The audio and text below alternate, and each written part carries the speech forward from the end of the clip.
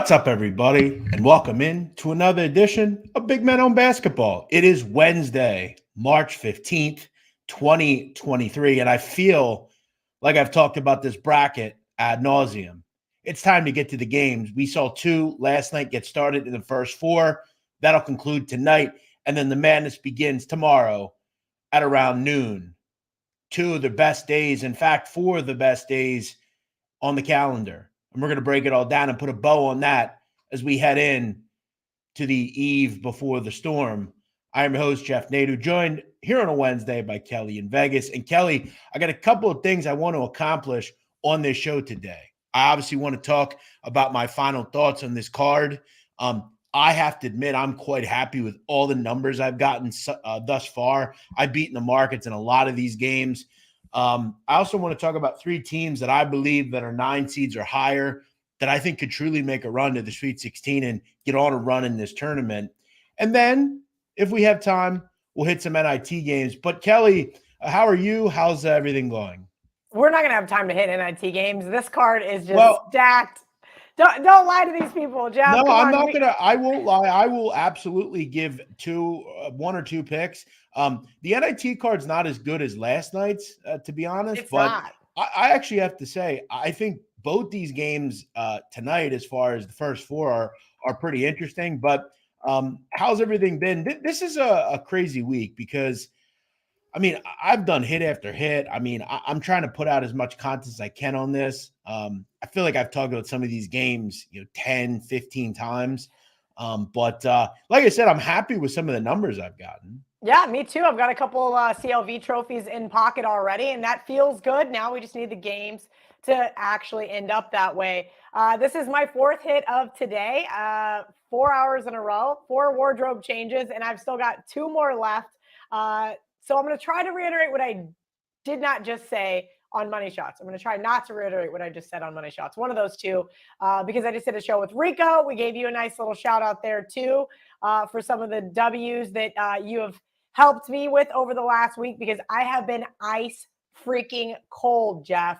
Even I leaned Toledo last night, and you said, hey, I got +8. And I said, that's why I ended up off of them. Up 2.5 over Michigan. What can go wrong? Well, everything went wrong in the second half for Toledo, and I've got to turn it around, and it starts with tonight. I ended up playing the over as well. I mentioned on the show, I just felt like both those teams would score pretty easily. I mean, and that's exactly what happened. Both teams did score pretty easily. You look at the other games, Vandy got the job done. I mentioned that one. I thought Villanova was in a terrible spot. They didn't seem like they wanted to play. I got the win there. I thought Colorado Seton Hall, that was first to probably 60, 65 wins.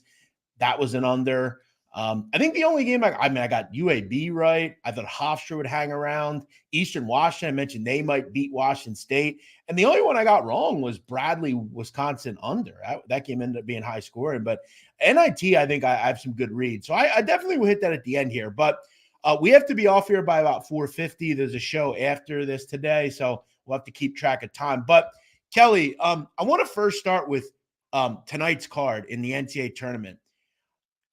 These games are very tough, right? Because like last night, you have 2 games that are essentially coin flips, right? They can go any way. Same thing tonight. You have Texas Southern FDU, which a couple of things to know about Texas Southern. They're going to pound the ball inside. FDU is one of the smallest teams in America. They don't have – I think the biggest kid they have is at 6'7", which isn't great. Nope, I didn't lose that. I pushed. Get it right. But then you also look at FDU. FDU, Kelly, presses at one of the highest rates in America. So I think there's some positives for both these teams, because anytime you get into the lower cruxes of Division I, ball handling occasionally is problematic for some of these teams. So I think if I'm looking at both these teams and I want to pick a side, I definitely like what I saw to Texas Southern towards the end of the year. One of the big mistakes and glaring mistakes gamblers make when they see these games is they see a losing record for a team like Texas Southern. They say, I'm not backing them. Remember, Texas Southern arguably plays one of the toughest schedules from the beginning of the season till, let's say, January 1st. So I don't put a lot of stock in that. Texas Southern played really well to end the season. So just kind of a thought on that game. I definitely would say, if you're asking me who wins, I think it's Texas Southern. I obviously have no opinion there, but I do have an opinion on the next game. I think it's going to be hopefully us on the same side. Yeah, so I'll be honest, okay? I made a number for all these games. I made this number Nevada -2, personally. I made them a favorite. They're not a favorite, they're a dog. And I've had a lot of success with this group in a type of flip game where it's a close game late. They generally are the team I want to back. And one of the big things I love about Nevada, okay, this team is terrific analytically in the mid-range. If you look at their mid-range percentage, very good there. I like their guard play a little bit more than I like Arizona State's. I also think the coaching advantage here, to me, is what Alford. I like him in this spot. I really like them at the free throw line. I mentioned how much they get there. If you give me 2.5 here in a game I made the team I like the favorite, I'm in on Nevada. I played Nevada already. I have no choice. I made the game a pick 'em. As you guys know, I was really bullish on Nevada in Reno, played against them in the Mountain West tournament. I got a lot of shit for it because I did have a Nevada plus 625 in pocket, but I did think San Jose State was going to win that game. And ultimately, that's what happened. Yes, it took overtime, but I did like the 4.5. And I thought, wow, I thought there's a good chance they could win on this neutral court. They were able to squeak out a win. Jeff, what do you make of teams that have a early exit, if you will, right? So they're going to have almost a week off after losing to San Jose State before playing Arizona State. I feel like that kind of is somewhat of an advantage, but it's not often looked at that way.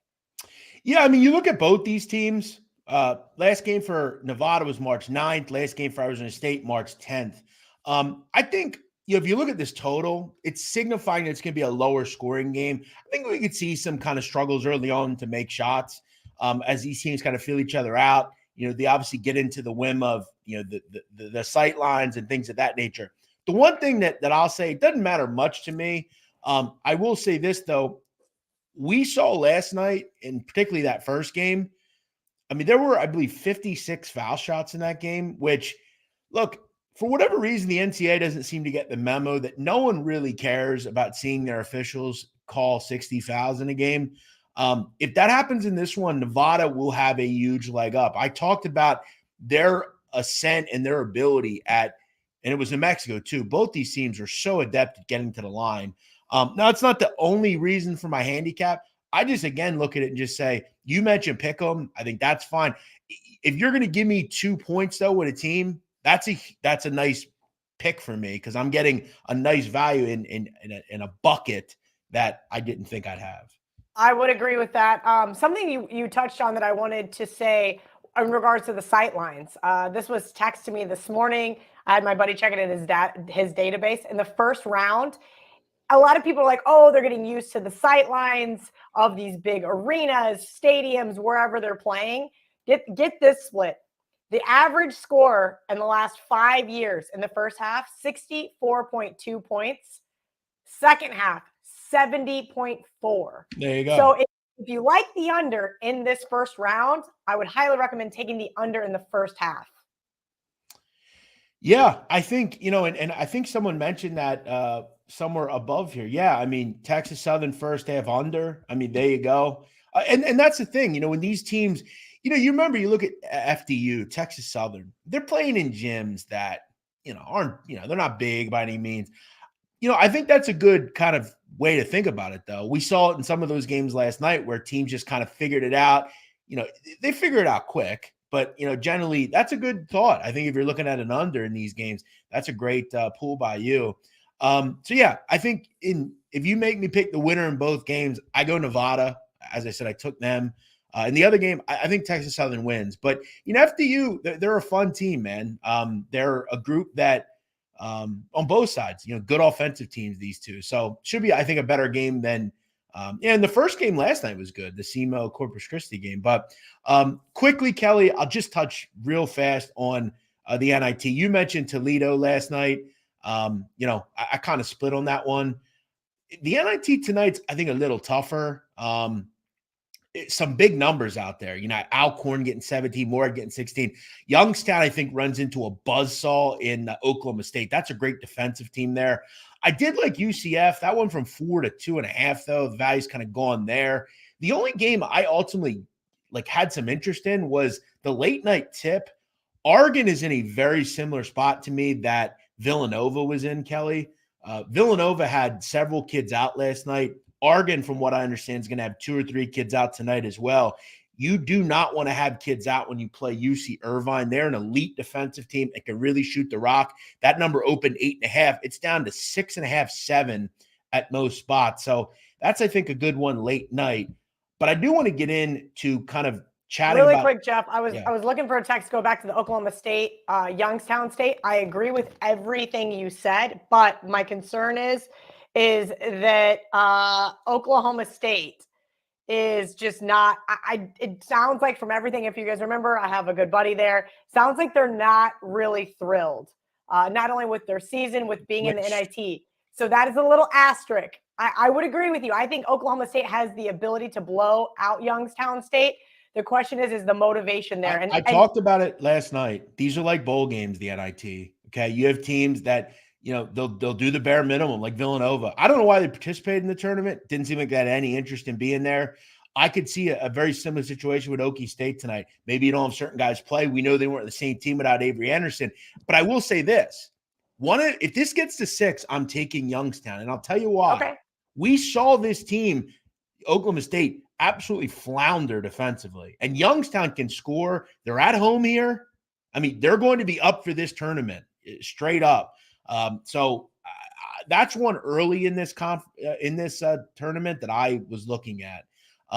One other one quickly.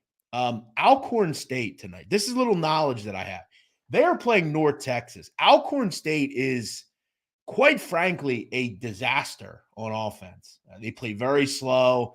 North Texas possibly could hold them to under 50 here. North Texas could hold the team under 40. They're that good on defense. This is a rough matchup if you're Alcorn. You look at some of the games they had this year against quality competition, really struggled. Put up 40 against Tennessee, 54 against Arizona State, 46 against Dayton. Didn't get to 60 against Ole Miss.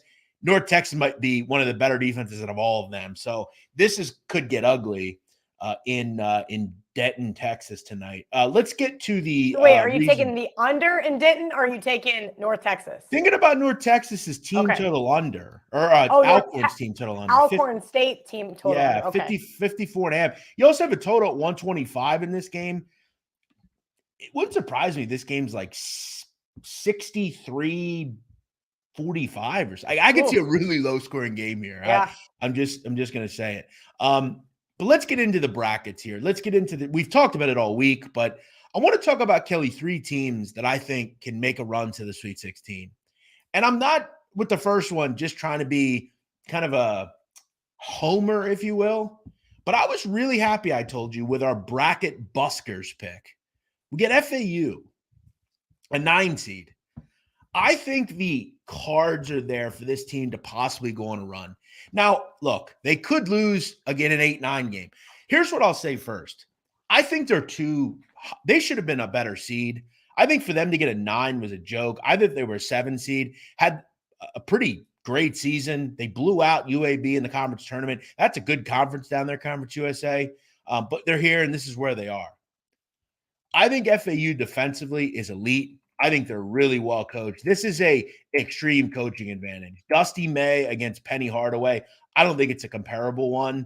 I also look at the talent that they have at the guard position. John L. Davis and Elijah Martin are really good. And I'll tell you what, they did some really good things. And this is something to keep an eye on. Look who they shut down in that UAB game. Jelly Walker, who could be a better overall scorer than Kendrick Davis. They also have a big down low, Vlad Golden, who I've talked about. You just kind of throw the kid in the middle and say, stand there. You got the energy, stand there and wall off the paint. This team all year defended at a really, really high level. On the entire season, Kelly, 11th in 2-point defense. We're real good 3-point defense too. If they can get through Memphis, that is going to be a fun matchup against Purdue, because those guards at FAU can put some pressure on those young kids at Purdue. And that kid Golden, he ain't going to shut down Zach Edey, but it's a nice kid to have down low for once, a 7-footer that can move around. they're a team that I think can make a run in this tournament due to the fact that they're just talented. Look at the fact that they went and beat Florida this year. Okay, they beat some great teams in this conference, UAB twice. I just look at it and they say, you shut Jelly Walker down. Why can't you shut Kendrick Davis down? You also have a week to prepare. I don't think, if you ask me who the better player is, I think Jelly Walker's a better player than Kendrick Davis. And you give me a week or so to prepare, Dusty May's going to have something for Penny Hardaway. They're a team that I like. We've talked about Penny all season long, and while he's gotten the best of me lately, I'm on FAU with you. I think it's an excellent pick for bracket buskers. I had him on our long list as well amongst TCU. We ultimately ended up with West Virginia, if you want to touch on that game really quickly.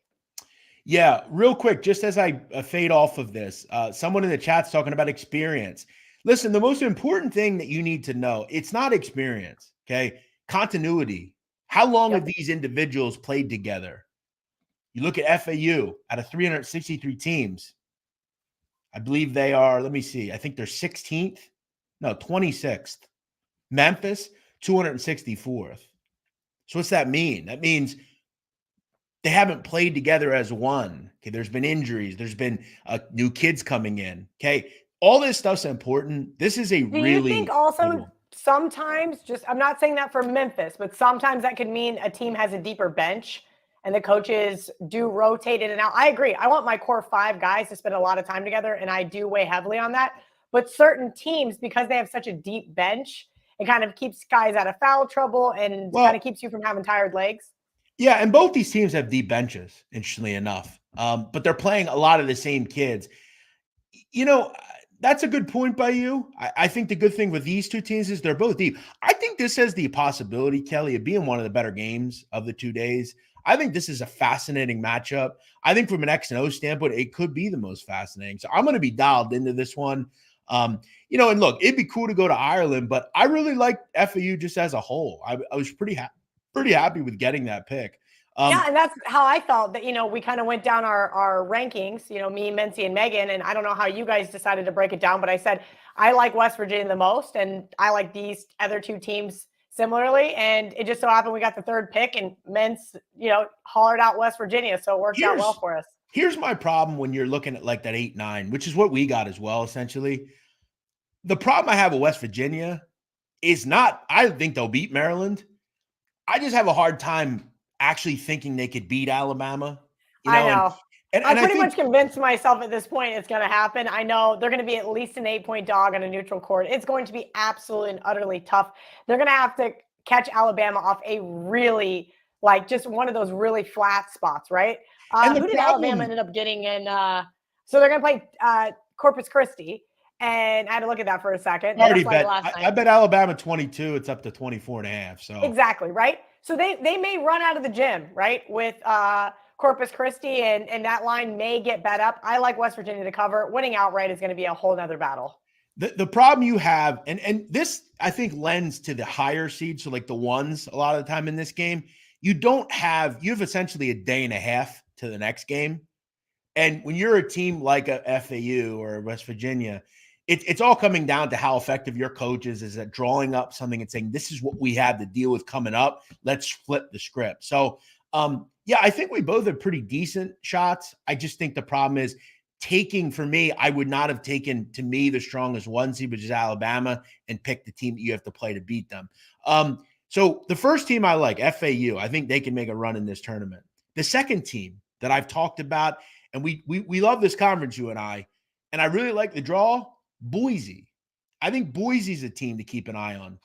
I've talked before. The 2 things I want from a team in these days is, can they defend at a high level? Check mark with Boise. Leon Rice is always an elite defensive coach, right? In a conference that has a lot of good defensive teams, right? We've seen Wyoming over the years really defend. San Diego State, you know, some of these really high level, Fresno, right?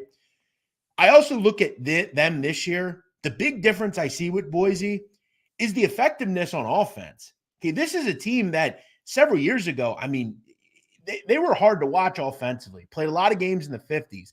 Max Rice has given them another level. I like Marcus Shaver. I actually really like some of the bigs they have. And I think they beat Northwestern. But I think the big thing is going to be, can they go in and beat UCLA? And I think right now, UCLA as a 2 is a little vulnerable. They don't have Jaden Clark, who, to me, might be the best defender in the country. You also may not have Mr. Bona, the big kid down low as well. I think guard-wise, they can match up a little bit. That's going to be a blue-collar, bring your lunch pail to work game. It's going to be a rock fight between two good defensive groups. Someone says the over-under could be at 79.5 in that game, and I agree. That's a tough game. I'm on the other side, Nadu. We were just talking about trophies, CLV, closing line value, that is, for any newbies watching. I got plus 1.5 on Monday, and I didn't even think about it. I woke up Tuesday, and all of a sudden Northwestern's -1, and I'm like, okay, great. Somebody agrees with me here, but I agree. This looks like a coin flip type game down to the end. To quote you, per usual, this is a game that's going to be played in the low 60s, maybe even high 50s. It's going to be an absolute, utter rock fight defensively. I just happen to think that Northwestern's going to come out on top of it. You think it's going to be Boise? Yeah, and I just kind of look at, to me, it's all about draw and week 2 seeds. I think if there's a week 2 seed, it's UCLA at this hour. So that's fair. Yeah, that's gonna be an interesting one because that game. Yeah, I have Northwestern beating UCLA in my bracket. Yeah, actually. So either way, I think that game's interesting too. If it is Boise, because that game's, I think, in Sacramento. So it'd be an interesting kind of logistical spot. I've talked to you before. I don't fucking care about where games are. I just don't.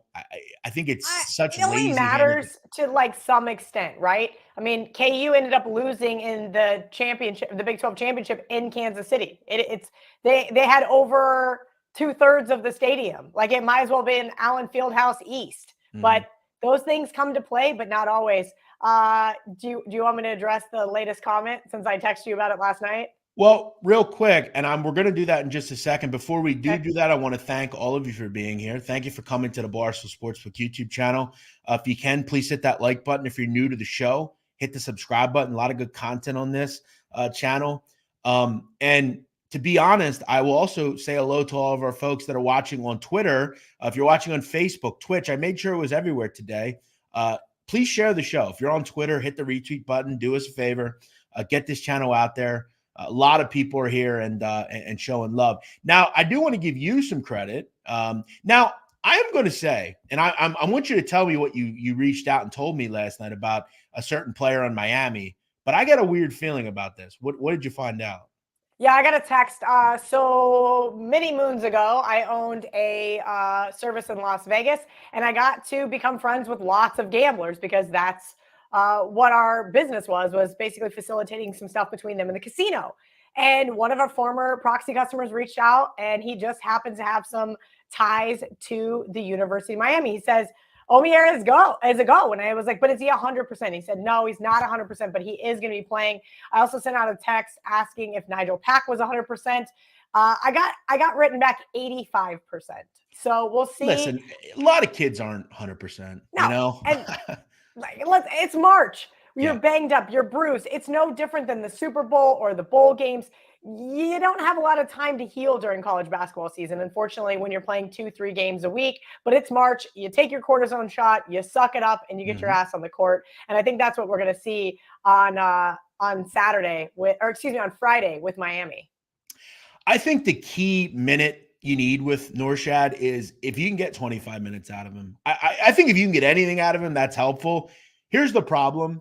Without him, you take away your 5, right? And you get a 5 with him who he'll give you 15 points, right? That's the thing you're going to get. And you take him away from this defense, I have some real hard times believing they're going to get any stops in this game. He is very important to how I play this game.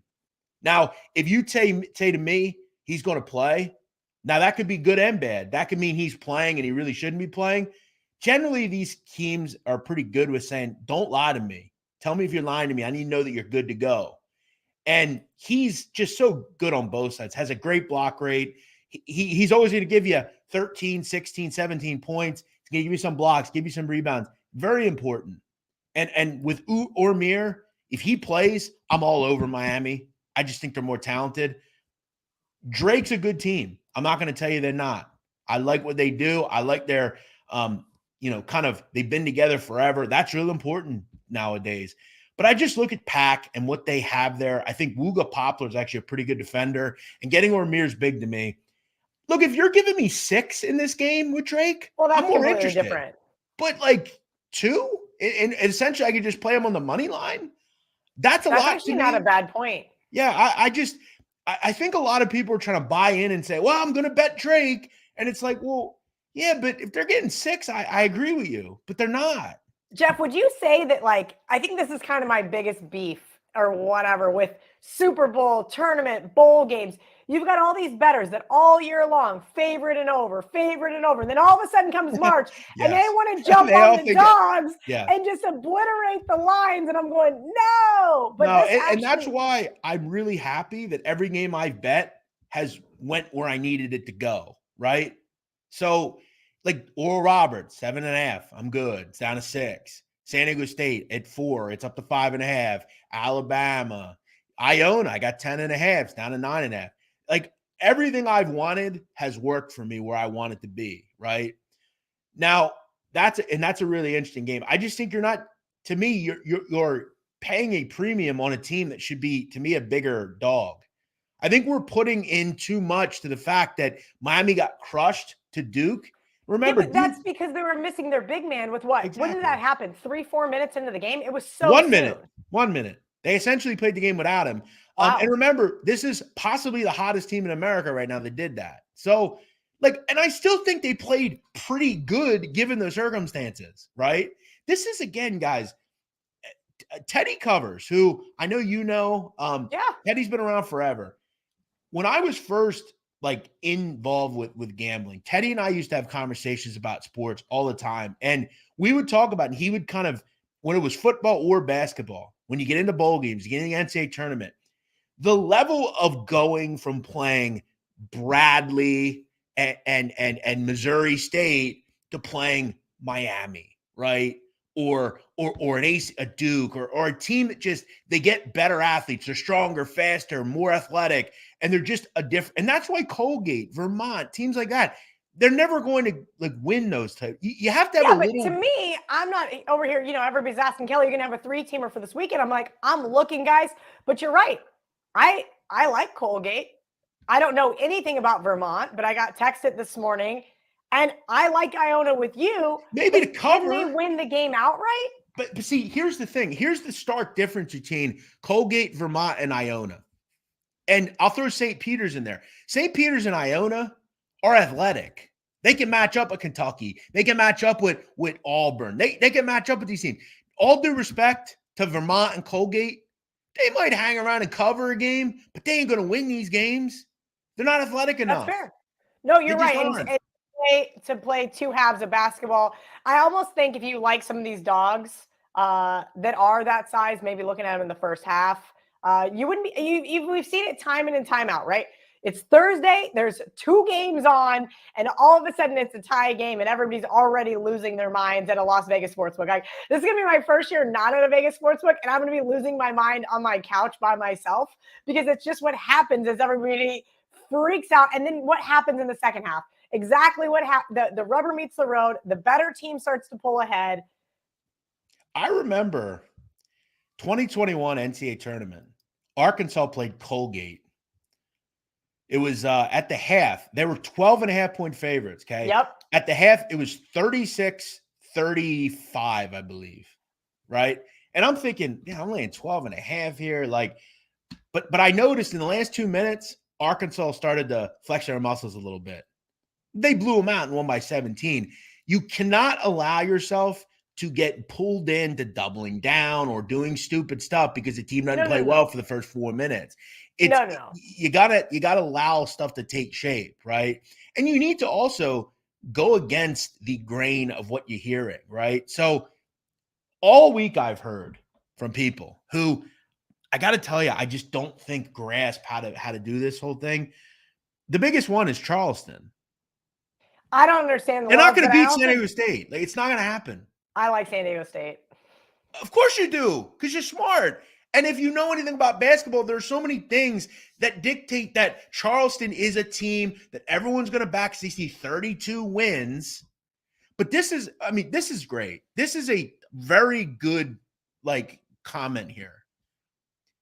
San Diego State, you're absolutely St. right. Mary's, teams like that, they challenge themselves out of conference, right? Go look at St. Mary's schedule, Kelly, and look at how many different types of teams they've played. Fast teams, slow teams, high-level teams, good energy, like all sorts of different teams. This is so big. Charleston has played fucking William and Mary and Hofstra and all these teams that are not going to hold a candle to San Diego State. They're just not. As I've said again, San Diego State's going to say, you know what? You want to do something you're not going to do. You're going to do what we want to do. You're not going to go up and down on us. We ain't going to allow that to happen again. You're going to make some jump shots.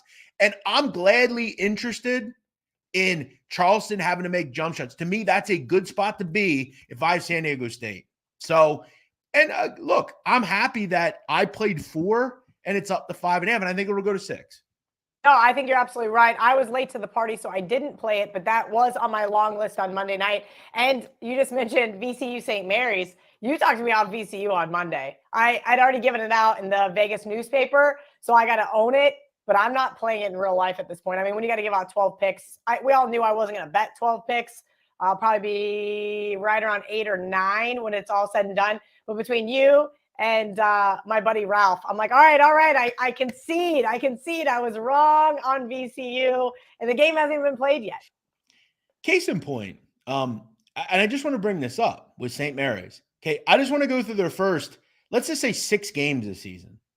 Oral Roberts, up and down, great scoring team. Then they go play Vermont, a total opposite team. Very fundamental, well-coached. Then they go play North Texas, who can defend their ass off. Then they go play Hofstra and Vandy, 2 teams that are going to put you in screens and ball screen, all sorts of stuff. There's just so much variety on this schedule that have prepared you for where you are, right? Like St. Mary's, that's so big to me, right? And I'll tell you what, you want to go ahead, sit in a straight-up atmosphere, bet against Randy Bennett and a team with just kids that are just going to put you in a blender on defense, go ahead. Fine, do it. But all I can do is offer my opinion, and I offer you what I've learned in doing this over the years. We could see where every 12 seed wins. Who knows? I'm just saying. I mean, this is what happens is as sports betting becomes more and more mainstream, right? I've been using Ken Palm since, I don't know, 2009. Now everybody's got a Ken Palm account, and they don't quite realize that it's there for the analytical use, not for the fan match. Then you go click on College of Charleston, nation's 5th longest active win streak. Well, that's great. Who cares? It doesn't matter. It doesn't matter right now. This is a whole new setup. We're talking new gyms. We're talking, I know you don't buy into travel, but travel. We're talking about teams that have been there before, coaches that have been there before. There's a lot more that goes into March Madness than let's bet on the hot underdog. And guess what? Charleston has this longest acting win, whatever. Guess what that means to me? Well, good. That just means they're going to lose now because that means they're due to lose. Yeah, like when you're, it's almost comparable to like when you're playing like for 2 months straight, you're playing just like bad teams that are in the 200s and 300. Like now, like it's just, I don't know. It's just not comparable to me, right? It's like, I hate to compare it to this, but it's like beating up a bunch of like blind people, and then you face someone that can fight. Like, well, that's the old joke from all the old guys I used to sit in the book with, to be like, cool, they beat the Little Sisters of the Poor. Yeah. And I'm like, what does that even mean? And no, it's like you played nobody. Yeah, it's like you played the Connecticut School of the Blind and DeVry University, and then you step up and play like a legitimate top 20 team, Like, it's not, to me, like, what about Charleston excites you? Oh, because they won 30 games in a row. Like, who cares? That doesn't mean anything now. Because now listen, I'm on board with you 100%. I think people start to buy into narratives a lot. I think that this is the type of year that you're right. I didn't know this was going to happen, but I tweeted out my bracket. It didn't go viral by any means, but it was my most interacted with tweet of the week of everyone telling me how wrong I was on every single game. And there were some commonalities that I circled, and I thought, oh, that's interesting. I think the biggest one is USC is not beating Michigan State. Why? They're a 2-point underdog. They're not a double-digit underdog here. Right. I like the USC side, which we can get into later. They hate my West Virginia pick. They hate that I have Baylor going to the Final Four. They hate that I have Houston winning it all. They hate that I have Kansas in the Final Four and TCU beating Gonzaga. Yeah, I think all are good points. Like, I don't think any of them are ridiculous. I just, you have to get past some of this, like, hearing some of these people that don't watch this stuff all year and just say, oh, that's going to happen. I relate Charleston to Jake Paul, right? Jake Paul beat a bunch of, like, has-been nobodies that didn't even box professionally. They were in other, like, sports. He then faces, like, a legitimate boxer. Call him what you want. He was a legit boxer. He loses. If Jake Paul goes and fights a real boxer, he gets his fucking clock cleaned. Like, that's what we're talking about here. And that's what, like, San Diego State's going to be the real boxer, and Charleston is Jake Paul to me. Like, that's just how I look at it. No, I think you're absolutely right. I always say, don't listen to other team. Exactly. The one other team that I'll throw into a 9-seed or higher that can win, I've talked about it all week. Iona. I think Iona is a super tough matchup for UConn. I really do.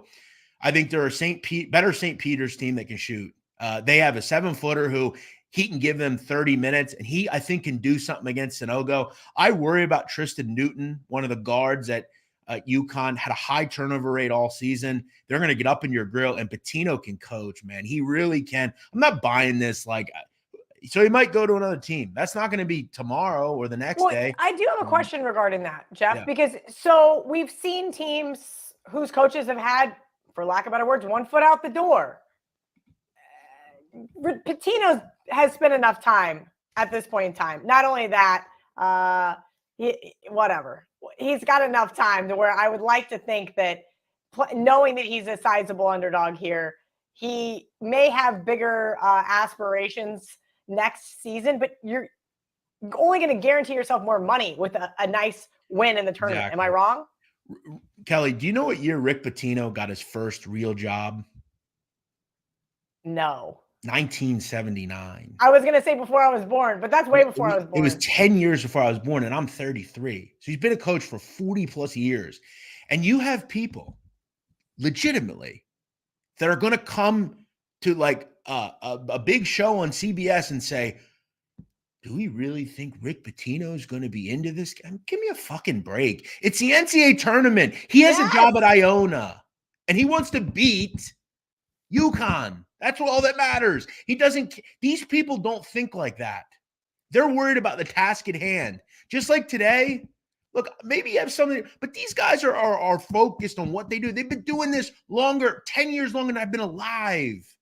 They're not worried about what might happen. They're worried about what's happening now. Yeah, this isn't some young and up-and-coming coach from, Seton Hall looking to get his first $1 million paycheck. Exactly. Like, I do think that you're right. Yes. Are there times you can maybe use that argument? This isn't one of them. No, because Rick Pitino, contrary to what anyone thinks, there's only 2 coaches that have multiple national titles. And guess who one of them is? Rick Pitino. If Rick Pitino's thinking about anything, you know what he's thinking about, Kelly? Like the Kentucky Derby, because he's like a big horse guy. Like, that's what he's thinking about. Did not remember he was a big horse guy, but you're absolutely right. That's what he's thinking about. He's worried. Do you know how many these kids he brought in? Like, he created, like, this team essentially.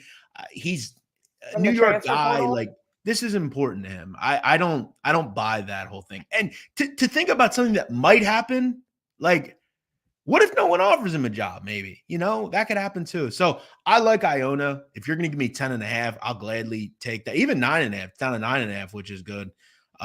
So I'm kind of in. I want to maybe try to find a game that we haven't got into much. And it seems like there aren't many of those. What's your feel in Providence, Kentucky? I mean, we hate the Big East. But you talk about a guy that's great on the road, generally good as an underdog, Eddie Cooley, who is another guy that can, might have one foot out the door. Yeah, right. Yeah, listen, this has been a tough one for me. I had Kentucky on my long list, Jeff. I was looking at betting Kentucky. I stared at this line long enough that it moved to 4 from 3.5. Let me actually check the Barstool Sportsbook. It might still be. It is 4 at the Barstool Sportsbook. 3.5s are pretty much gone. And I'll be honest with you. We've got a tale of two teams, right? If you look at how the seasons went, I was talking Kentucky fans off the ledge. Would they lose 2 in a row? Not even 3 in a row. They lost to Missouri, then Alabama, South Carolina. And I think it was after that South Carolina game, I was like trying to talk some of my friends off the ledge. I'm like, listen, welcome to real life basketball in the new NIL era. Sorry, guys. I know we all thought that Kentucky would be able to buy every player in the book as they have for the last 20 years, but that's no longer the case. Coach Cal is not going anywhere. Everybody relax. Early exit in the SEC conference to Vanderbilt was really kind of concerning for me. And that kind of made me go, okay, maybe Kentucky really is as bad as everybody's been saying. We know what they do really well. They can rebound. And so can Providence. I know a lot of people like the over in this game. It's already been bet up. I'm not sure I want to even get involved here. I could see this game going either way. This number is perfect. That's where I would have put it. Because I do believe Kentucky will win, but Providence is so good at keeping games close. I think Sheboy has a big advantage. The one knock on Providence I have is their front court. I don't think it's great. And, you know, when I look at Kentucky, I just feel like they're more talented. And I think a lot of the time when you do that in these types of games, you just go with the more talented team. You know, the funny thing is, Kelly, in the last month plus, right, let's say the last 35 days, Kentucky's lost twice to the same team, Vandy, who's not in this tournament, luckily. Yeah. So I think it's just for them. They just don't want to see a Vandy. And I think they'll win the game, but I thought the number was really like just bullet on. And I think that's one of the reasons I think Kentucky will win, but like I wasn't really wanting to like lay 2-3 possessions with them either. Iowa State Pitt. Do you find anything like a team maybe peaked too early? Because I think Providence early, like mid-January, everybody was in love with them, right? And then all of a sudden in February, things started to crash and burn because they went to overtime with Xavier, lost to St. John's, lost to UConn twice now. I just kind of have to wonder if maybe they had some regression and it's going to carry over here in this first round. It could. It's possible. Again, I think the whole adage of if you can't decide, just go with the better team, the more talented team. And I think you'll be fine. I don't have much on this one. I'll just say this. I think it was pretty impressive that Pittsburgh won last night and they shot so poorly. Wild game. You know, to me, that's impressive to me. I guess if you look at it, 9 for 19 ain't bad, but 12 for 35 is. They're also without one of their bigs. I thought that goes a long way. I don't know. Pitt wouldn't surprise me if they get to the Sweet 16. Like it wouldn't surprise me at all. Pitt wouldn't surprise me with anything. This team has been so up and down all year. I'm pulling up my notes on this game because I thought I made the game 2. So I said, okay, Iowa State's going to be a 2-point favorite. Barstool Sportsbook comes out, says Iowa State -4, and I'm going, whoa, what am I missing here? I thought the line was a tiny bit too high, but Pittsburgh looked great last night, and there is something to be said. I think a lot of people are going to buy into that 11 seed, play-in and think, okay, they're going to be tired. There's going to be other things. I think you can look at the flip side and say there may be some momentum with this Pittsburgh team. That was a really great win. I mean, it literally sent Brandon Walker into the fetal position. Granted, I would have done the same thing. His guy missed a completely wide open shot. Pittsburgh, slight lean plus the 4. I couldn't believe this line came out that high. Iowa State plays just like K-State. They turn the ball over. They don't make their free throws. They are so infuriating from time to time. I do think you're going to get a little bit from this Pittsburgh team who, frankly, ran into a buzzsaw against Duke because, like you just said, Duke's been that top-ranking team for the last 3 weeks. Yeah, I think you're right. I think, this is one of those games where I feel like the number's just off. I would surely take 4 here in a game like this. So, yeah, that's kind of my thought there. But I think, that's for me pretty much it. I feel like we've talked about so many of these games and okay, just because the comment section wanted to know, I know we got to get out of here. And everybody knows how I feel about K-State because I've just hammered it all season long. I got K-State fans pissed off at me because I won't quit bitching about what a great season they're having. But I need to know. I don't follow Montana State. My dad lived in Montana the last 25 years. He seems to think this Bobcats team is going to be scrappy and match up really well against K-State. On paper, I kind of think the opposite. Well, I'll tell you this. I don't think they should probably be here. They got lucky that EW lost in that first game. Yeah, I'm not picking against K-State. I also worry defensively for Montana State. I worry about both teams. I think the game could probably be like a game played in the high 140s, maybe over. But it's just one that I kind of just glossed over. I don't really want to lay points here because Montana State can score. They have some kids inside that are really good. I sent a text earlier because, as you know, I'm going to be in New York at MSG before I come to meet you, which still hasn't been announced yet, so I'll stop talking. And I sent out a text and said, hey, do you think it's going to be hard for me to get tickets at MSG? And the guy that I get tickets to goes, whoa, can we just beat Montana State first? I said, sir, if we don't beat Montana State, I don't care about covering. I'm not betting the game.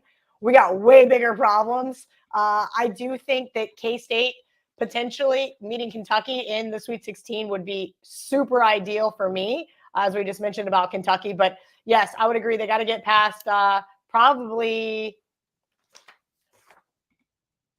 It's got to be Kentucky, right? That should be my more concern here. For sure. Before we get to Duke in the Sweet 16. But yeah, I don't think this is a game I want to get involved in, but I wanted to hear your thoughts, and lots of K-State fans are asking in the comment section. Couple things to keep in mind. The 5 best teams in this tournament against the spread this season. Number 1, Pittsburgh. They covered 70% of the games they played in this year. Number 2, Florida Atlantic. 21-10 against the number. Number 3, the A&M Aggies. 23-11 against the spread. Nearly 68%. Number 4, Santa Barbara. 20-10 against the number. They're getting a boatload of points. Number 5, Kennesaw State, 20-10 against the spread. They're getting a lot of points too. And one more just for you, honorable mention, number 6 is K-State at 21-11 against number. They were very good getting. Yeah, they made me a ton of money in some spots this year. Absolutely. There's always some interesting things from a data standpoint that I love, and I have some good friends that have access to an extensive database. Some of the things I kind of have to wonder, though, Jeff, we're talking about regular season, now postseason. Do you look at how teams and or coaches have performed previously in the tournament? Let's use Mr. Shaka Smart, for example. Sure. I think you definitely do. I mean, I do that with, even conferences. I mean, a lot of people will point to the one knock on San Diego State is the Mountain West. They don't perform well in this tournament. A little bit. They don't. Sure. One of my favorite bets for years, when I didn't know as much about college basketball, but I was still in the book. It'd be like 2010, 2011.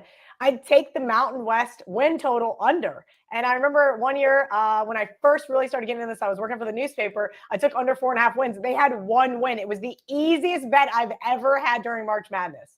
The Mountain West usually performs horrifically in this tournament. Couple of the worst teams against the spread in the country. The worst team in this field against the spread, Purdue, 13-19, 40.6% cover percentage. Number 2, Virginia. They've struggled against the number. Couple other ones, Duke. I mean, they weren't good against the number all season. Arizona State struggled against the number all season. Couple others. I mean, they're out there. You got to be careful, man. Oral Roberts, they don't cover either. Duke and Oral Roberts aren't good against the number. Neither of them. Now, remember. Yeah, here's my question. Oral Roberts has been a favorite all year, sure. Right? Okay, and that's why I don't mean much, right? If the team I mentioned that's bad against the number is a dog, you're probably okay. But all the teams I mentioned outside of Oral Roberts, Duke, Arizona State, Purdue, Virginia, all favorites, right? So a couple things to keep an eye on as we head in. All right, guys, we're going to wrap this thing up. There's a show coming on. I believe it's only on Wednesdays coming up, the golf show with Minahan and Riggs. So check that out. Golf is an interesting bet. That comes up at 5 o'clock. Other than that, I wish everybody luck. For me tonight, I like Nevada. I played them plus 2.5. I think they should be a favorite in this game. Yeah, I mean, we're heading into the tournament. First games tomorrow, real quick. We got a few seconds here. First games tomorrow, Kelly, 12:15, West Virginia, Maryland, 12:40, Furman, Virginia, and at 1:40, you got Utah State, Missouri, which we haven't talked much about. That's a fascinating game. I'll lean on the boys from the Mountain West that can shoot. Me too. That's going to be a fun game. Probably first to 80 wins. I love that. I think it's going to be a great game. I like Utah State as well. I bet them -1.5 earlier in the weekend. I'm surprised it hasn't kind of come back the other way. I've seen a lot of love for Missouri. We were talking about how lots of Mizzou fans came at me hard for my Utah State advancing pick. Also, you mentioned we can't say what we're doing. Just know this: Kelly and I will be somewhere in America in the next 2 weeks. Doing it's really easy to guess. I've been there a bazillion times. They love me there. They hate me there. But it's always a great time. I'm excited to finally meet Jeff in person and slam some high noons. You met me in person. Oh, yeah, I did. But I was fat then. That was a long time ago. That was like 2016. It was a long time ago. It might have even been before then. Yeah, it was okay, you're right. 2016. Remember right. It was at the Golden Nugget? Yeah, I do remember now. Yeah. You're right. By the way, we have someone on Twitch saying hello to you. How about that? Hi. Shout out Twitch. Yeah. She likes that, or he or she likes Kelly Banks. Kelly, really quick, you know what I'm really proud of? Let me explain something. One of the hardest things to build a following on, at least to me, because I'm not a kid, I'm not under the age of 25, is TikTok for a lot of people. Kill me now. I'm like, it's so bad. I've been doing videos hardcore for a week and a half. I just crossed 10,000 followers on TikTok. For your sit-down crime pod? Yes. I was hoping to get there by Friday. But Kelly, you know what my videos are? I had the most viewed video last night. 200 and some plus thousand views. You cracked the algorithm. And you know what? How I did it? I'm talking about mob wives, the real stories behind the characters. And all of my followers are women that love mob wives. It's great. Commenters are great. Shout out TikTok. I'm having a lot of fun. I never thought I would, but I'm having fun. I'm happy for you because every time I do a TikTok, I want to blow my brains out. And I'm like, I am too old for this. I need to hire a 22-year-old or a 9-year-old to run my TikTok because I cannot get it right. My thing about TikTok is if you're not funny or you're not a woman, no offense, I think you have to find some sort of niche that's cool or interesting. And I feel like I've found that. So I love it. If you want to follow me on TikTok, at the Sit Down Crime Pod. Real quick, funny comment. Nadu looks like a grown baby. Yes, I've heard that. That's why a lot of people say I look like Hasbulla. Hasbulla. I love you post every time somebody says something, you post a picture of Hasbulla. No, my mother did the other day. I sent her like a gif of Hasbulla and she goes, "That's mini me of you." I said, "Okay. Thanks, Mom." All right. We're out of here. Thanks for watching. Kelly, enjoy the madness. We'll see you at some point. Are we doing Twitter Spaces? I'm down. Let's do Twitter Spaces Thursday and Friday morning, maybe even Saturday. I'm going to be in Orlando for the games. I say we just take questions because we've talked about all these games, maybe. Okay. Perfect. We'll do that. Me and Kelly tomorrow. I'll set it up. All right. Sounds great. Thanks, guys. See ya.